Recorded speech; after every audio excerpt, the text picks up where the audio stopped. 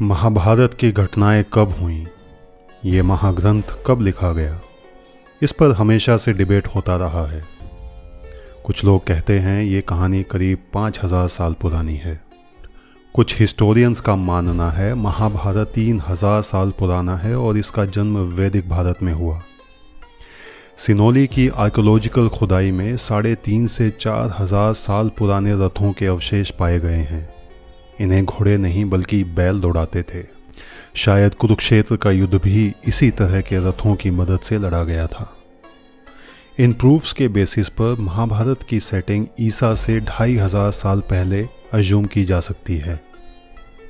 पहले ये कहानी सिर्फ सुनाई जाती थी, नेपाल से लेकर इंडोनेशिया तक, कहीं नाटक द्वारा, कहीं नृत्य संगीत द्वारा, कहीं चित्रों से।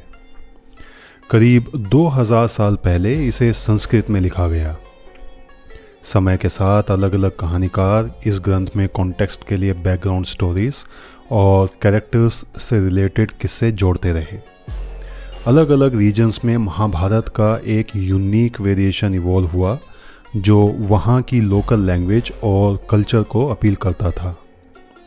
इस तरह ये कहानी एक छोटे पौधे से बढ़ते बढ़ते एक विशाल पेड़ की तरह बन गई, जिसमें history, geography, economics, sociology, politics, philosophy, spirituality और ह्यूमन इमोशंस के सभी पहलुओं पर गहरे लेसन्स मिलते हैं। महाभारत की प्रेजेंट फॉर्म में 18 पर्व या चैप्टर्स हैं और 1 लाख से ज़्यादा श्लोक हैं। ये इस ग्रंथ को दुनियाई इतिहास का सबसे लंबा एपिक बनाते हैं। महाभारत के पहले चैप्टर में पांडवों और कौरवों की दुश्मनी का बैकग्राउंड सेट किया गया है। अगले 3 चैप्टर्स में युद्ध का बिल्डअप बयान किया गया है। इसके अगले 6 चैप्टर्स में युद्ध की डिटेल्ड कहानी है। आखिरी 8 चैप्टर्स जो पॉपुलर नैरेटिव में नज़रअंदाज किए जाते रहे हैं, युद्ध के इमोशनल, फिजिकल और स्पिरिचुअल कॉन्सिक्वेंसेस पर डेडिकेटेड हैं। इस ग्रंथ का नाम ओरिजिनली जय था, लेकिन इसे महाभारत के नाम से जाना गया क्योंकि ये भारत के विचारों की एक महान गाथा है। वेदव्यास ने जब वेदों के मंत्रों को 4 हिस्सों में बांटा तो उन्हें लगा धर्म, अर्थ, काम और मोक्ष जैसी गहरी बातें सिर्फ मंत्रों से नहीं बल्कि कहानियों से ज़्यादा अच्छी समझाई जा सकती हैं।